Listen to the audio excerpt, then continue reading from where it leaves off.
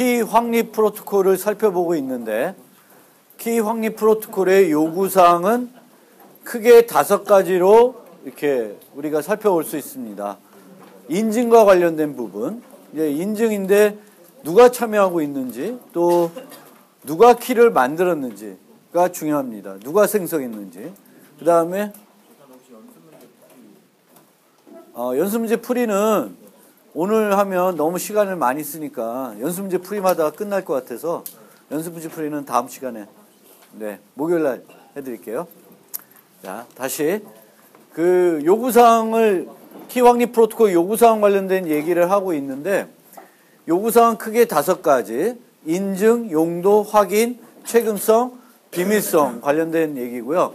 지난 시간에 인증과 관련된 얘기를 했었어요. 약한 인증, 강한 인증. 이건 뭐 꼭 키 확립 프로토콜에만 적용되는 얘기는 아니고 모든 프로토콜에서 인증을 할 때 약한 인증하고 강한 인증이라는 개념이 차이가 있다. 그럼 강한 인증은 뭐냐 하면은 그 사람이 있다는 것뿐만 아니라 그 사람이 나를 상대방으로 인식하고 있는지 아닌지까지 확인이 가능하면 강한 인증이라고 한다. 거기까지를 지난 시간에 살펴봤고 오늘은 요 키와 관련된 얘기를 조금 하려고 그래요. 근데 키도 뭐 키의 최근성, 용도 뭐 이런 거는 여러분들이 다 이미 이해하고 있는 부분이고요. 하나 좀 얘기를 하고 싶은 부분이 키 무결성과 관련된 부분입니다. 그럼 앞에 우리가 5가지 그 개념을 설명할 때 요구사항을 설명할 때 그 5가지에는 키의 무결성이라는 개념은 없었어요. 키 무결성은 뭐하고 좀 우리가 확인해 볼 수 있냐면 키 확인하고 우리가 비교할 수 있는 개념이 됩니다. 그러니까 예를 들면 키 값이 1010이에요. 네? 근데 내가 받은 게 1011을 받았어. 그러면 키의 무결성이 깨진 거죠. 그렇죠? 키의 무결성이 깨진 거예요. 그런데 만약에 이 키를 A와 B한테 이제 나눠주는 거예요. 서버가 A와 B한테. 근데 둘 다 1011을 받았어요. 그러면 키의 무결성은 여전히 깨진 거죠. 그런데 이 두 사용자가 키 확인을 하면 어떻게 돼요? 키 확인은 성공하겠죠. 자, 그러면 키 확인이 됐고 이 값이 변조가 됐다 하더라도 다른 사람이 알 수가 없다고 하면 그 키를 쓰는 데 있어서 문제가 될까요? 안 될까요? 안 되죠. 쓰는 데는. 왜냐하면 목적은 두 사용자가 같은 키를 갖게 하는 거예요. 그리고 그 키는 그 두 사용자 말고는 다른 사람들이 못 갖는 거예요. 그래서 키 비밀성이라는 개념이 있죠. 이 키 비밀성이라는 개념은 그 당사자, 앨리스와 밥이면 앨리스와 밥만 얻는 거예요. 근데 앨리스와 밥이 얻었는데 하필이면 약간 뭔가 통신상에 오류가 생겨가지고 둘 다 똑같이 깨져가지고 똑같이 받았다고 칩시다. 그래서 이렇게 받았어. 그러면 키의 무결성이 깨지지만 키가 확인이 되고 키의 비밀성까지 보장이 되면 키의 무결성은 보장이 안 돼도 문제가 없다라는 거예요. 그래서 키의 무결성은 있으면 좋은 거지만 키의 무결성이 중요한 요소는 아니다. 뭐만 되면 돼?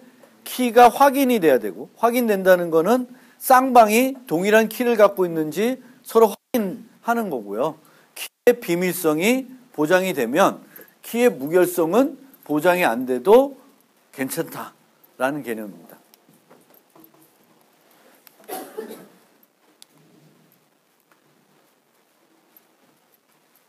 여기서 키의 비밀성이 보장되면 키 무결성이 보장되지 않더라도 키 확인이 되면 사용 가능하지만 키 확인이 되지 않으면 사용이 불가능하다. 그래서 얘는 1010으로 받고 얘는 1011로 받으면 1011로 받으면 제대로 사용할 수가 없겠죠. 그렇죠? 그래서 키의 무결성이라는 개념이 있지만 키의 무결성은 키 확립 프로토콜에서 반드시 보장돼야 되는 그런 요구사항은 아니다. 오히려 키 확인과 키 비밀성이 더 중요한 요소이다 라고 생각하시면 돼요. 그래서 전체적으로 보면 키의 용도, 키의 최근성, 키의 비밀성, 키 확인 요 네 가지가 돼야 되겠고 키를 서버가 만든 건지 아닌지 그러니까 키를 어떻게 만드냐에 따라 다르겠지만 그 키를 누가 만들었는지 그런 것까지 확인이 되면 인증이라는 요소까지 확인이 되면 키 확립 프로토콜로서 안전한 프로토콜이 된다라는 거예요. 그래서 키 무결성이라는 개념이 있지만 이게 그렇게 중요하지 않다. 얘만 되면 요 두 가지가 되면 얘는 안 돼도 쓰는데 문제가 없다라는 개념이고요. 키 확인은 예전에도 말씀드렸듯이 프로토콜들이 보통은 키를 분배하는 과정이 있고요. 그 다음에는 확인하는 과정, 그 다음에 실제 사용하는 과정이 있습니다. 그래서 키 확인하는 과정은 어떤 프로토콜이든지 손쉽게 우리가 추가할 수가 있습니다. 서로 똑같은 키를 갖고 있는지만 확인할 수 있게 해주면 되는 거죠. 이렇게 이런 식으로 키 확인 프로토콜을 추가하는 게 어렵지가 않다.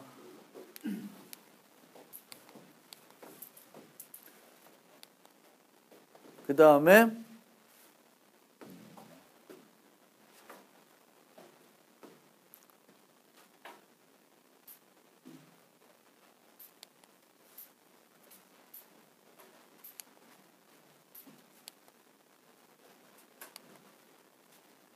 요거는 넘어가고요.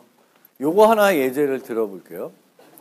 그래서 지금까지 우리가 많이 봐왔던 키 확립 프로토콜들은 누군가가 독자적으로 키를 생성해서 나머지 사람들한테 나눠주는 방식이었고요. 주로 우리가 그 키 관리적인 차원에서 효과적으로 하기 위해서 공통 서버를 두고 그 공통 서버가 키를 생성해가지고 필요한 사람들한테 주는 방식이에요. 그런 방식인데 그런 방식 말고 키를 동의하는 프로토콜이 있습니다. 키 동의 프로토콜에서는 특정한 사용자가 혼자 키를 생성하지 않고 참여자들이 같이 생성하게 돼요.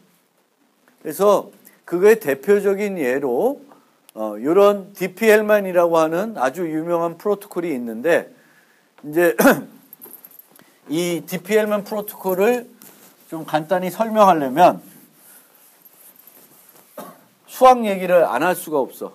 그래서 수학 얘기를 조금만 하는데 수학에서 이산대수라는 문제가 있어요. 이산대수. 응용수학에서 나오는데 이산대수라는 문제가 있는데 이산대수는 뭐냐면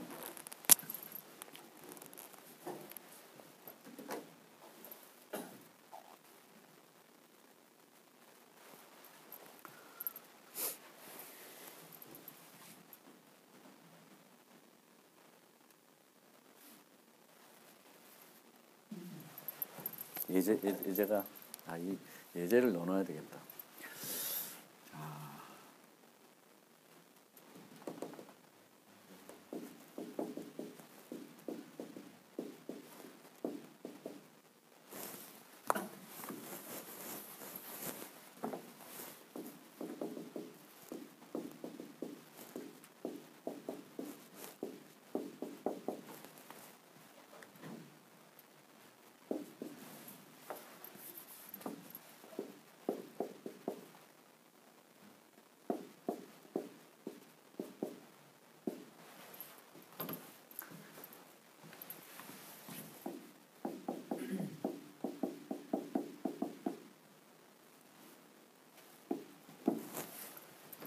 잘 보일지 모르겠는데 우리가 정수를 가지고 놀다 보면 보통 프로그래밍 할 때 정수를 가지고 놀다 보면은 우리가 정수 갖고 그 연산을 할 때 혹시 제 수업을 들었던 C나 뭐 자바를 들었던 사람들 기억해 보시면 프로그래밍 할 때 정수를 다룬다. 그럼 뭘 주의해야 돼요? 어떤 문제? 정수 갖고 계산을 할 때. 뭐요? 나누기? 범위? 무슨 범위? 보통 우리가 프로그래밍 할 때 정수 가지고 하면 오버플로우를 좀 걱정해라 라는 얘기를 저는 수업 시간에 하고요. 부동소수를 갖고 하면 부동소수는 라운드 오프 오류라는 문제가 있죠.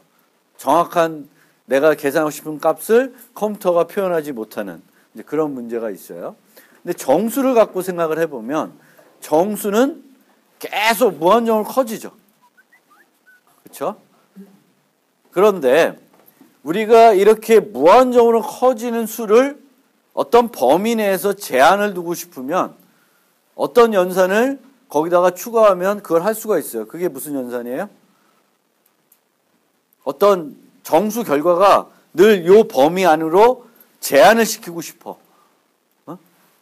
여러분들 카운터를 만들면 1, 2, 3, 4 해다가 예를 들면 날짜를 계산한다. 요일을 계산한다. 그럼 0, 1, 2, 3, 4, 5, 6 한 다음에 다시 0이 돼야 되죠. 그럴 때 뭐래? 무슨 연산? 네? 나머지 연산, 모듈러 연산을 하죠. 그렇죠? 그래서 모드 연산, 나머지 연산 아시죠? 그래서 나머지 연산, 정수 계산을 할 때 곱셈을 하든 덧셈을 하든 우리가 항상 나머지 연산을 취할 수가 있고요. 나머지 연산을 취하게 되면 그 결과값의 범위를 제한시킬 수가 있어요. 그래서 우리가 생각하는 수라는 정수는 무한정 크고 무한정 이쪽 마이너스로 무한정 갈 수 있는데 우리가 어떤 범위를 정해놓고 그 범위 안에서만 활용할 수가 있어요. 수를. 그거를 이렇게 새로운 그 시스템이라고 얘기하는데 이제 뭐 그룹이라는 얘기도 해요. 그룹, 군. 그래서 이 나머지 연산을 활용하게 되면 새로운 우리가 범위를 정해놓고 그 범위 안에 있는 정수만 가지고 뭔가 연산을 할 수가 있습니다. 덧셈, 뺄셈, 곱셈, 나눗셈 등등을 할 수가 있어요. 그러면 쉽게 생각해서 나머지 7을 쓴다. 나머지 7. 그리고 덧셈은 안 하고 곱셈하고 나눗셈만 하겠다. 그러는 시스템을 우리가 하나 만들겠다. 그러면 이 나머지 7로 가지고 만들어지는 수는 요거죠. 1, 2, 3, 4, 5, 6. 그래서 얘를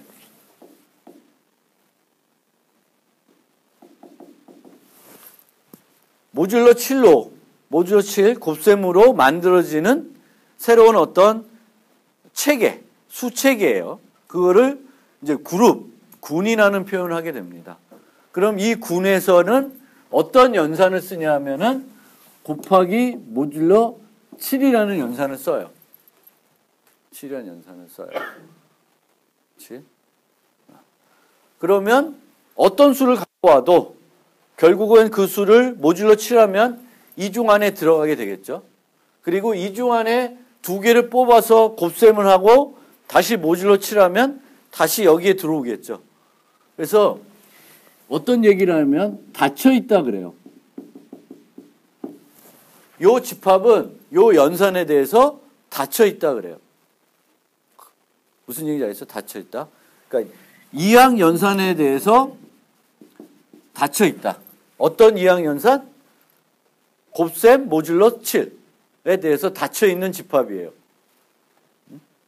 그리고 그 집합은 이 특징이 뭐가 있냐면 여기에 어떤 원소가 있는데 3이라는 원소가 있는데 이 3이라는 원소를 계속 거듭 제곱하면 이렇게 거듭 제곱하면 여기에 있는 원소를 정확하게 하나씩 만들어요.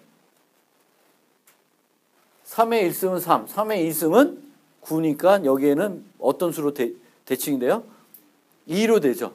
그렇죠? 2랑 같은 거예요. 우리가 이런 표현을 해요. 9와 2는 이 세계에서는 합동이다. 같다. 똑같은 수다. 라고 하는 거예요. 3승이면 6, 4승이면 4, 5승이면 5, 6승이면 1. 그래서 돌아가요. 그래서 요 3이라는 수를 요 군의 생성자라고 얘기를 합니다. 생성자. 모든 애들 생성할 수 있으니까. 아무나 생성자는 안 돼요. 2승을 따지면 2의 1승, 2의 2승은 4, 2의 3승은 얼마예요? 이 동네에서. 1이에요. 이게 다 생성 안 되죠, 2는. 응? 3은 다 생성하는데 2는 다 생성이 안 돼요. 그래서 이 중에 생성자가 한두 개는 있는데 어쨌든 이 경우에는 3이라는 애가 생성자가 돼요.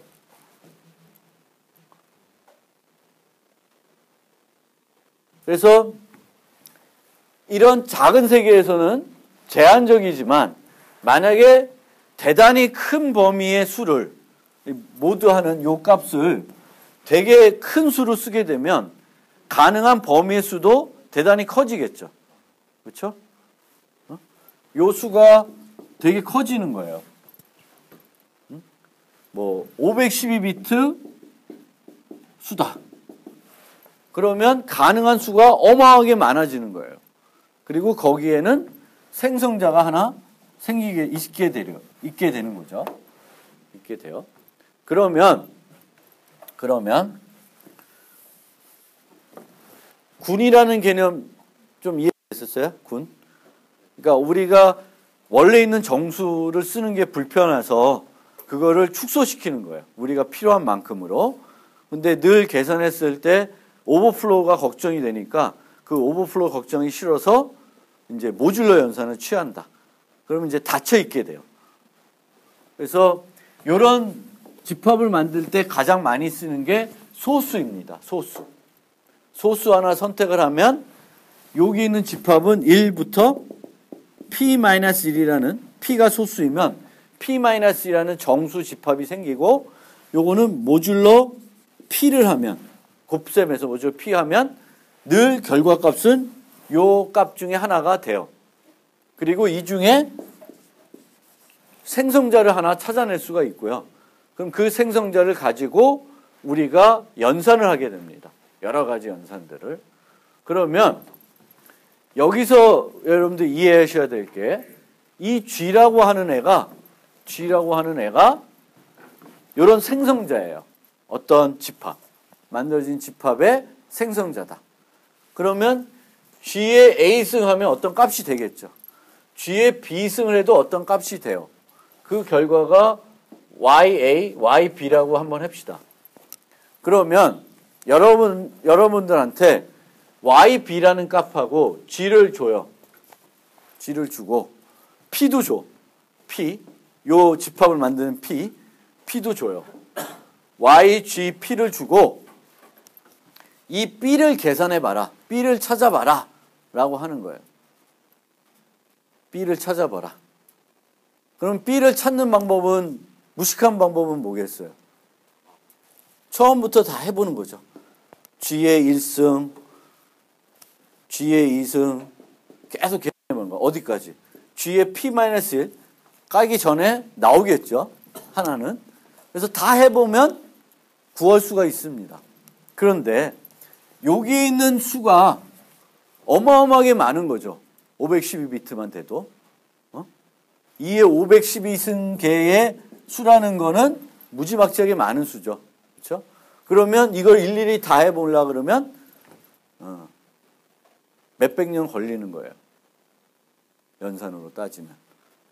그래서 이산대수 문제라는 게 뭐냐면 y equal gx일 때 y와 g를 누군가가 알고 있더라도 또 이 g는 어떤 군의 생성자니까 p까지 주는 거예요.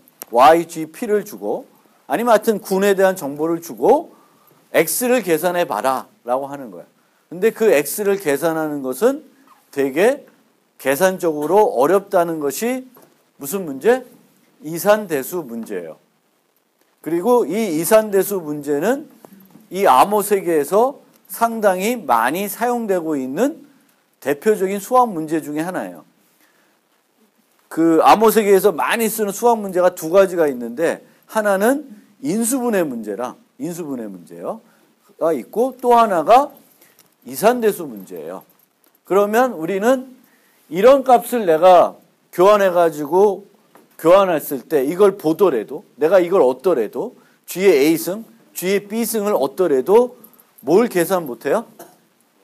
A와 B를 계산 못하는 거예요. A와 B는 여기로부터 y 이코르 gx 또는 요 값이 뭔지 모르겠지만 이 값을 보더라도 A 값을 못 계산하는 거예요. B는 못 계산해. 그렇지만 앨리스와 밥은 계산할 수 있어요, 없어요? 계산할 수는 없는데 얘네들은 자기가 그냥 랜덤하게 선택한 거야. 이 중에 하나를 1부터 P- 중에 하나 선택한 거야. 본인은 알고 있는 거야. 알고 있기 때문에 알고 있는 거지. 얘도 그냥 누군가가 만들어서 주면 A 값을 못 계산해요. 하지만 얘가 A 값을 알고 있고 자기가 만든 거니까 얘는 B 값을 알고 있어요.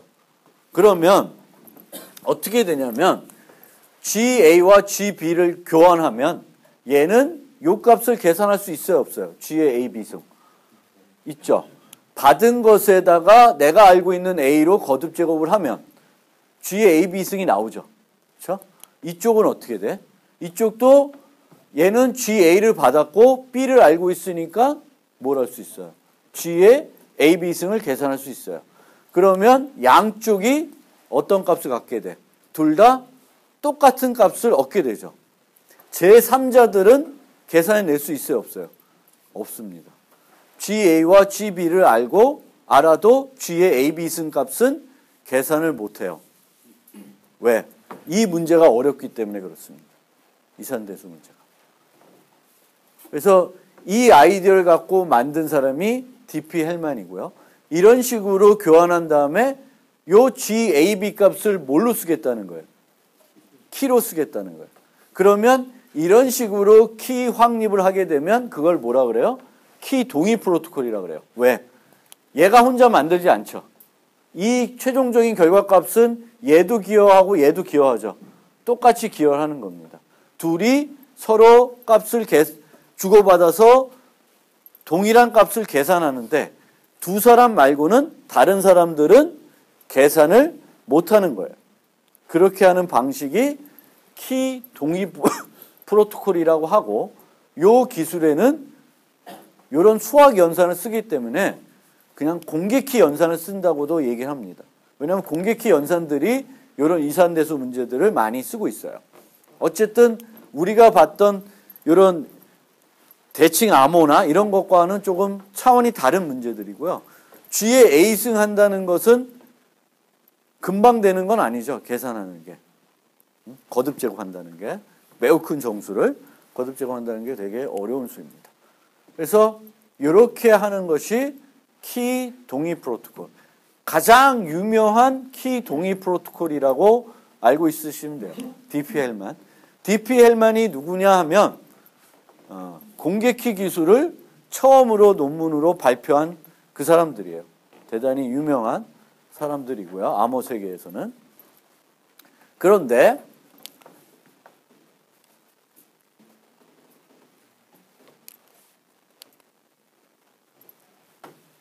그래서 그런 방식으로 하고요. 그런데 여기서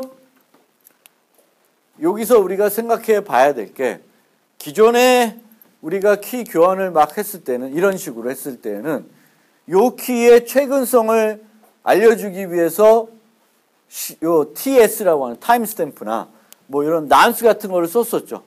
근데 얘는 이 A라는 값을 요번에 만든 거고 얘는 B를 요번에 만든 거기 때문에 구태여 그런 난스나 뭐 타임스탬프를 써지 않아도 요 GAB 값은 이번에 만들어진 값이라는 것을 확신할 수가 있어요. 왜? 본인 스스로가 본인이 만든 랜덤한 값 가지고 뭘 만들게 돼요? 키를 만든 거 되죠. 자기가 요번에 생성한 A라는 랜덤 값을 이용해서 KAB를 만들었기 때문에 이 자체, 이 GAB는 최근에 만들어졌다라는 것을 본인 스스로가 확신할 수 있어요. 그래서 이런 키 동의 프로토콜에서는 기존에 얘기했던 최근성 같은 것은 필요가 없습니다. 별도로 난스나 뭐 랜덤 값, 그 타임 샘플 써서 최근성을 보장할 필요는 없습니다. 그런 얘기가 여기 나오고 있고요. 그런데 이런 키 동의 프로토콜은 기존의 일반적인 그 전송 프로토콜, 누가 하나 만들어서 주는 그런 방식과 달리 몇 가지 추가적인 좀 다른 요구사항들이 있습니다. 그 중에 하나가 키 제어 요구사항이라는 것이 있는데, 키 제어 요구사항. 어떻게 보면 별 쓰잘데기 없는 그런 요구사항이라고 또 생각되는데, 어쨌든 어떤 내용인지 그냥 좀 설명을 하면, 원래 이 키 동의 프로토콜의 이상적인 키 동의 프로토콜이라고 하면 서로 키를 결정하는데 누가 좀 더 유리하면 안 돼요. 그러니까 이렇게 교환했을 때 한 사람이 다른 사람보다 좀 더 어떤 값이 되게끔 유도할 수가 있으면, 좀 더 누가 더 권한이 더 많으면, 능력이 더 많으면 곤란하다, 페어하지 않다, 공평하지 않다, 이런 주장을 하는 거예요. 즉, 얘는 GA 주면 얘는 GB 주기 전에 몇 번 가지고 여러 가지 값 가지고 KAB를 계산한 다음에 좀 마음에 드는 애로 GB를 줄 수 있죠.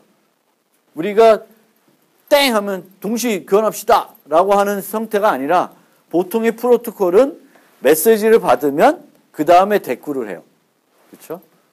그렇기 때문에 여기가 1번이고 얘가 2번이면 2번인 밥이 조금 더 키값을 결정하는데 유리하다라는 문제 제기를 하는 거예요. 이게 중요한 문제 제기는 아닌데 괜히 할 일 없어서 그런 주장하는 거일 수 있는데, 그런 문제 제기를 합니다. 이 문제 제기와 관련해서 이거를 해결하는 방법은 의외로 간단해요. 의외로 간단한 게 이런 식으로, 처음에 앨리스가 줄 때 주긴 주는데 숨겨서 주는 거예요. 숨겨서 주면 얘도 이제는 유리한 게 없어지죠. 처음에 얘가 유리했던 거는 GA를 얘가 먼저 보기 때문이죠. GB 주기 전에. 그렇죠? 그러니까 그거를 어떻게 하냐면 안 주는 거예요. 숨겨서 줘. 근데 만약 숨겨서 주고 그걸로 끝나면 얘가 더 유리해지는 측면이 되죠. GB를 얘가 먼저 보니까. 얘는 GA를 못 봤는데. 그래서 요 개념엔 뭐가 들어가냐면, 숨겨서 주지만 숨겨서 준 값을 나중에 얘가 바꿀 수 있으면 안 되는 거죠. 바꿀 수 없도록 하는 거예요. 그것을 우리가, 여기 용어가 안 나오는데 비트 커밋먼트라 그래요. 뭔가 값을 상대방한테 주는데 숨겨서 줘. 그리고 나중에 오픈을 해요. 나중에 오픈시켜줘요. 그런데 나중에 오픈할 때 처음에 숨겨서 준 것과 다른 값으로 오픈해 줄 수 있으면 그 비트 커밋먼트라고 하는 그 기능이 안 되는 거예요. 이거 어디서 봤어요? 저렇게 하는 거. 본 적 없어요? 언제 봤어요? 기억 안 나? 교과목 소개할 때 우리가 봤던 프로토콜이 뭐였죠? 동전 던지기 프로토콜이 있었어요. 동전 던지기. 기억나요? 동전 던지기. 원격 있는 사용자들이 동전 던지기. 그때도 어떻게 했냐면 값을 얘가 먼저 주는데 그 값이 뭐예요? 앞면인지 뒷면인지를 주는 거죠. 정수값 큰 거라서. 짝수면 앞면, 홀수면 뒷면 이렇게 되는데 걔를 해시해서 주는 거예요. 그리고 나중에 GA를 줘요. 그 동전 코인 할 때도 똑같은 원리입니다. GA를 해시해서 주고 나중에 GA를 주는 거야. 근데 이때 요 GA 값을 이때 여기 있는 값이 아닌 다른 값을 줄 수 있으면 얘가 뭔가 좀 더 유리해지는 거죠. 근데 그게 안 되는 이유는 해시 함수의 무슨 특성? 무슨 특성이에요? 아니, 일반성은 아니고 일방향성은 얘가 GA를 못 계산한다는 측면이고, 얘가 여기에 넣었던 GA가 아닌 다른 값으로 GA, 여기 3번을 줄 수 없다는 건 무슨 특성? 예? 해시 함수의 무슨 특성? 공부도 안 하죠. 기억력들. 해시 함수의 요구사항이 5가지 있었죠. 압축, 계산 용이성, 일방향성, 그 다음 뭐였어? 해시 함수는 근본적으로 뭐가 발생해요? 네? 충돌. 충돌을 찾기 어려워야 되는 거죠. 충돌을 찾기 쉬우면 얘는 GA를 줬는데 이때 GA가 아닌 GA 프라임 뭐 다른 걸 줄 수가 있잖아. 못 주는 거지. 충돌 회피면. 그래서 요 특징, 요거는 우리가 이미 봤던 얘기예요. 별로 중요한 얘기는 아닌데 결국은 키 제어란 개념이 있는데 이런 것까지 이렇게 한 번 주고 얘가 좀 더 유리해졌다. 그런 것까지 싫다. 그러면 이런 기술을 쓸 수 있어요. 근데 이 기술은 여러분들이 잘 생각해 두시면 딴 데 써먹을 때가 있을 수도 있어요. 뭘 주는데 뭘 줘요. 근데 안 보여주고 줘. 그리고 나중에 때 되면 그걸 오픈하는 거야. 근데 오픈하는데 뭐죠? 옛날에 냈던 것과 똑같은 값을 오픈하는 거지. 그렇게 필요한 어떤 응용이 있다. 그러면 그런 응용들을 이런 암호 기술 써서 여러분들이 쉽게 만들 수가 있는 거예요. 그래서 이 제어 요구사항이 되게 중요한 요구사항이라고 소개하는 건 아니고요. 요 개념, 비트 커밍 포인트, 뭔가를 값을 내가 주는 거예요. 주긴 주되 보여주지 않은 상태로 주고 나중에 보여주는. 근데 나중에 보여줄 때 어떻게 해야 돼요? 원래 최초에 줬던 것과 똑같은 값을 보여줘야 되는 거지. 내가 만약에 다른 값으로 나중에 오픈할 수 있으면 그 역할을 못하는 거예요. 그때 간단하게 해시 함수만 쓰면 되고 어떤 해시 함수? 충돌 회피가 되는 해시 함수를 쓰시면 그런 기능을 할 수가 있습니다. 자, 그래서 키 전송 프로토콜은 우리가 2장에서 봤었고 키 동의 프로토콜은 아주 대표적인 프로토콜을 방금 이제 봤어요. 그러면 이제 뭘 지금부터는 설명하고 싶으냐 하면 이런 키 확립 프로토콜에 대한 또는 꼭 키 확립 프로토콜이 아니더라도 암호 프로토콜에 대해서 어떤 종류의 공격들이 가능한지를 차례차례 보여주려고 합니다. 공격들, 가능한 공격들. 그래서 암호 프로토콜에 대한 공격은 매우 다양하기 때문에 지금까지 알려진 공격에 대해 강하나 보이는 것만으로는 100% 안전하다고 주장할 수가 없습니다. 늘 정보보호 세계는 쫓고 쫓기는 게임이에요. 우리가 방어하면 공격자들이 그걸 뚫으면 우리가 또다시 방어하고 또 뚫고 보완하고 그러면서 기술이 발달하고 있습니다. 그래서 마찬가지로 암호 프로토콜이나 정보보호에서는 그 개념이 늘 적용이 돼요. 그래서 어떤 프로토콜이 미래 10년, 20년 후에도 절대적으로 안전할 거라고 주장하는 것은 말이 안 되는 거예요. 20년 뒤에 어떤 새로운, 어떤 생각하지 못했던 어떤 방법들이 존재할지는 되게 힘든 거고 그것까지 안전하다고 증명하는 건 대단히 어렵습니다. 그렇지만 우리가 프로토콜을 만들 때에는 기존에 어떤 공격들이 있는지 알고 그 공격들에 대해서는 최소한 안전해야 되겠죠. 이미 잘 알려진 공격들에 대해서도 뻥뻥 뚫린다. 그러면 기본이 안 돼 있는 거죠. 그렇죠? 그리고 프로토콜마다 목적이 다르기 때문에 이 프로토콜에 대한 공격이라는 건 그 목적이 위배돼야 되죠. 그 목적이 뭔가 목적에 문제가 생겨야 되지. 공격을 했는데 목적은 그대로 다 돼. 공격자는 아무런 이득도 못 얻어. 그러면 그건 공격이 아니죠. 그렇죠? 그냥 쓸데없는 짓 한 거지. 그렇죠? 그래서 어떤 공격이 그 프로토콜에 대해서 의미가 있기 위해서는 뭔가 그 공격자가 부당한 이득을 취해야 되겠고 프로토콜의 목적이 달성이 안 되고 뭔가 문제가 발생을 해야 되겠죠. 그래서 특정 공격이 특정 프로에 가능하다고 하여 그것이 문제가 되지 않을 수도 있어요. 그 공격이 가능하더라도 그 프로토콜은 그게 가능해도 아무런 문제가 없어. 사용자한테 아무런 불이익이 없고 공격자도 아무런 이득을 얻지 못하면 그걸 가능하다고 해서 하지는 않겠죠. 하는 의미가 없는 거니까. 그래서 우리가 공격을 논할 때도 그 공격이 그 프로토콜에 어떤 의미 있는 공격이 돼야 되는 거죠. 뭔가 문제가 되는 공격이 돼야지 된다라는 겁니다. 그러면 다양한 공격들이 있는데 아주 초기에는 공격들이 복잡하지 않고 그냥 옛날 메시지 갖고 뭘 하고 뭐 이런 아주 단순한 공격들밖에는 없었어요. 그래서 그런 공격들을 우리가 크게 옛날에는 그냥 도청해 가는 거. 이것도 뭐 별로 공격 같지는 않은 거고. 그 다음에 변경을 하는 거예요. 메시지가 가는데 좀 수정을 하는 거예요. 그 다음에는 이제 초기에 가장 문제가 됐던 거는 재전송 공격입니다. 어떤 메시지를 가지고 있다가 또 활용하는 거예요. 특정한 목적을 위해서 활용하는 거예요. 근데 이런 재전송 공격들은 어떻게 하면 막을 수 있어요? 메시지 최근성을 보장하는 기법들을 적절히 쓰면 방어할 수가 있죠.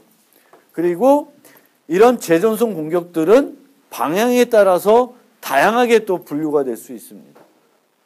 사전 전송도 마찬가지인 개념이에요. 그래서 재전송 공격에 대해서 조금 더 세부적으로 좀 보면 이런 프로토콜이 있어요. 이런 프로토콜이 있는데 이 메시지1을 보관했다가 공격자가 나중에 또 보냈어. 똑같은 1번 메시지로 쓰기 위해서.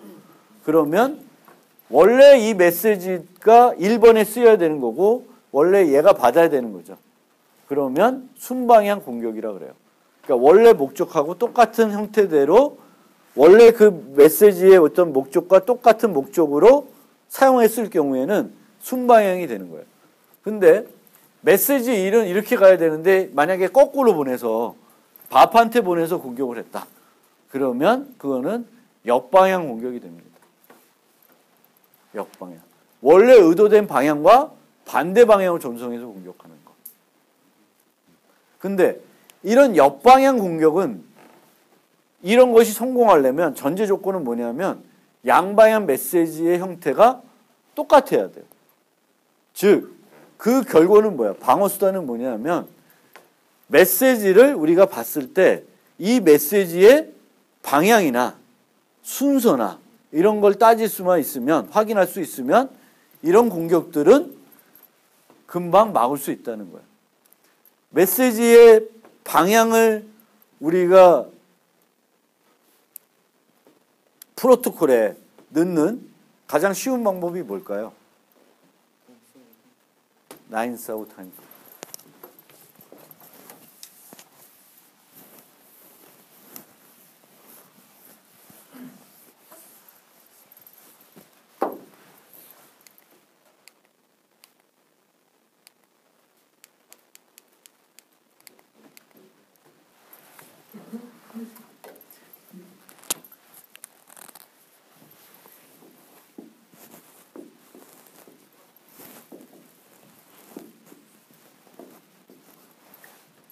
이렇게 한 번, 두 번, 세 번 이렇게 가지고 진행되는 프로토콜이 있다고 칩시다.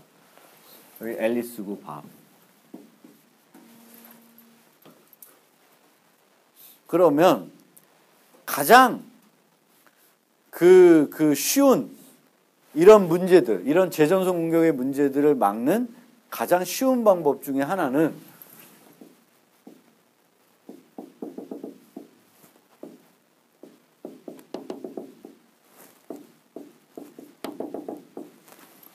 요 1, 2, 3은 무슨 번호일까요? 메시지 번호예요. 그 메시지 번호. 그래서 1, 2, 3을 넣어놔요. 그러면 이렇게 넣어놨을 때 무슨 효과가 있을까요? 무슨 효과가 있냐면 이런 게 없으면 이 메시지를 여기다가 쓸 수도 있고 여기다가 쓸 수가 있어요. 그러니까 생긴 게 어떻게 되는지 상관없이 원래는 이런 번호가 있으면 1번을 만약 이 메시지 이렇게 있는데 요걸 가져다가 갖고 있어요. 갖고 있다가 요거를 얘가 줄 때 얘를 주지 않고 얘를 줬다. 그럼 A 입장에서는 2번 메시지 2가 들어있는 메시지가 와야 되는데 1이 들어오는 거죠. 그러면 이거 문제 있구나 라고 인식할 수 있죠. 그래서 메시지 번호만 넣더라도 되게 쉽게 문제를 해결할 수 있습니다.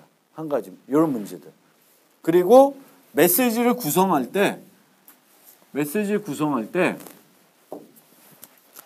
이 메시지를 다 다르게 만드는 거예요. 전혀 다르게. 형태를. 보통 여러분들이 프로그램을 짜잖아요. 프로그래밍으로. 혹시 통신 프로토콜 관련된 프로그램 해보신 분? 네트워크 프로그래밍. 네트워크 프로그래밍 수업 안 됐나? 네트워크 프로그래밍 안 해봤어? 아무도? 지금? 보통 네트워크 프로그래밍 할 때 이제 소켓 가지고 소켓을 이렇게 상방간에 확립한 다음에 메시지를 이제 교환을 해요. 근데 이제 만약에 요즘 어떤 언어로 실습하는지 모르겠는데 만약에 C로 짠다라고 하면 요 교환되는 메시지를 어떻게 프로그램에 나타내요? 교환되는 메시지를 어떻게 나타낼까? 보통은 구조체로 정의합니다. 구조체로. 무슨 말인지 알겠어요? 스트럭처 구조체 가지고 메시지 1. 그러면 여기에는 요번에는 학생 이름, 학생 계정명, 패스워드 이렇게 들어가는 거고 메시지 2번은 이런 식으로 내가 한 번, 두 번, 세 번, 네 번 메시지를 교환해야 된다. 그럼 그 메시지를 교환할 때 교환해야 되는 내용이 있잖아요. 그 내용은 내가 게임이면 그 게임 관련된 정보가 될 수 있고 뭔가 그런 온라인 게임 만들든 뭘 만들면 내 나름대로 주고받아야 될 정보가 있잖아요. 그럼 그 정보를 어떻게 만드냐면 구조체로 만들어요. 근데 이제 구조체로 만들다 보면 어떤 욕구가 생기냐면 구조체를 메시지마다 다 다른 걸 만들려면 귀찮잖아. 그렇죠? 대칭적으로 많이 만들어요. 똑같은 메시지를 가지고 요 메시지 1번에도 쓰고 메시지 2번에도 쓰고 메시지 3번도 쓰고 4번도 쓰는 거예요. 약간씩만 다르게 해서. 그런 식으로 하려고 많이 해요. 대칭적으로. 근데 이제 그렇게 되면 어떤 결과가 나오냐면 이 메시지 구조가 같아져 버리게 돼요. 형태가. 근데 같아지게 되면 어떤 문제가 생기냐면 이 메시지를 갖고 있다가 여기다가 이 3번 대신에 또 쓰는 것이 아니라 다른 데 쓸 수가 있게 돼버리는 거예요. 그러니까 메시지를 우리가 갖고 있어서 그걸 이용해가지고 공격을 하는데 그거를 원래 그 위치에다가 이용해서 공격하는 것이 아니라 다른 데다가 써서 공격하려고 할 수도 있어요. 근데 그런 거를 못하게 하려고 그러면 가장 쉬운 방법은 두 가지인데 이렇게 번호도 넣고 또 모든 메시지의 구조를 다 달리하는 거예요. 다 메시지 구조가 다르면 얘는 요만하고 얘는 크고 얘는 요만하면 사이즈가 다 달라. 그러면 사이즈만 보더라도 요 메시지는 여기 외에는 못 쓰죠. 그렇죠? 그래서 그런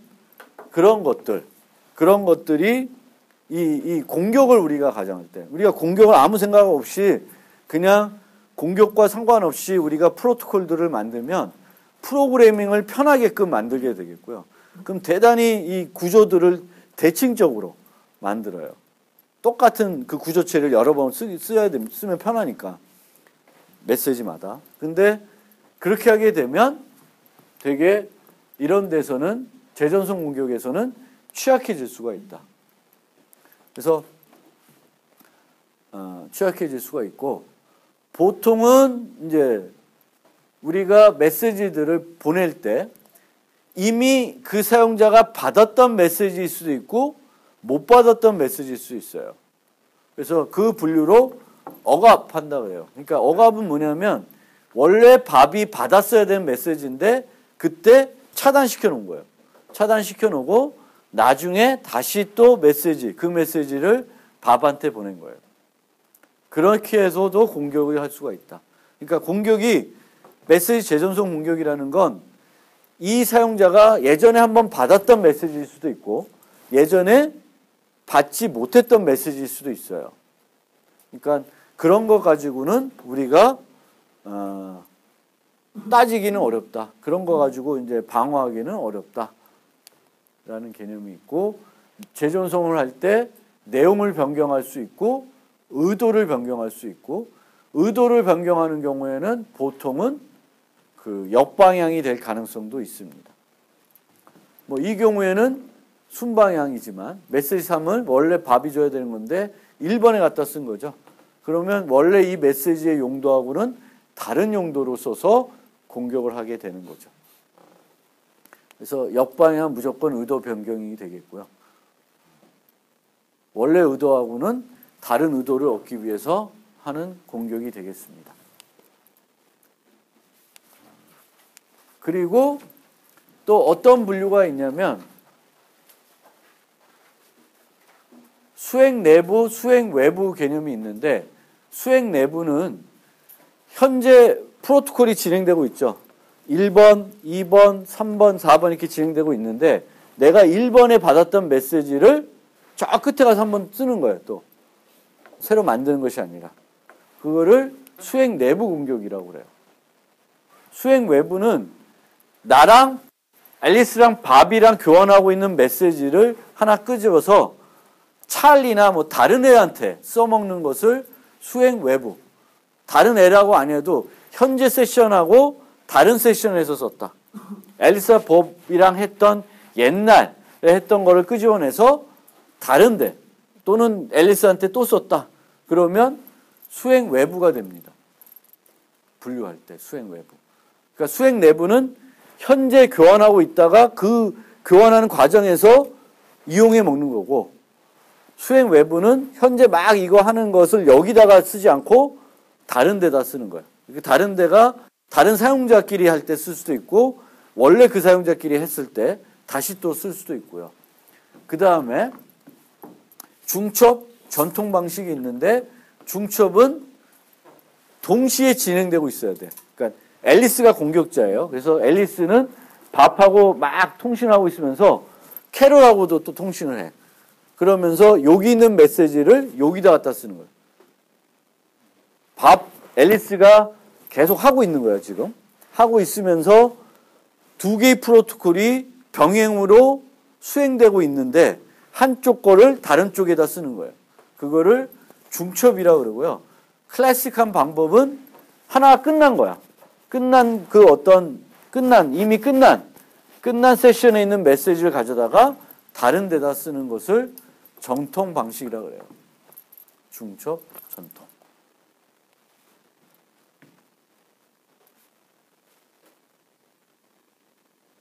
요거는 다음 시간에 설명을 해야 될 것 같은데 아까 얘기를 그냥 생각만 하게끔 위해서 간단히만 설명드리고 오늘 끝내면은 이런 프로토콜이 있어요. 이런 프로토콜이 프로토콜이 있어요.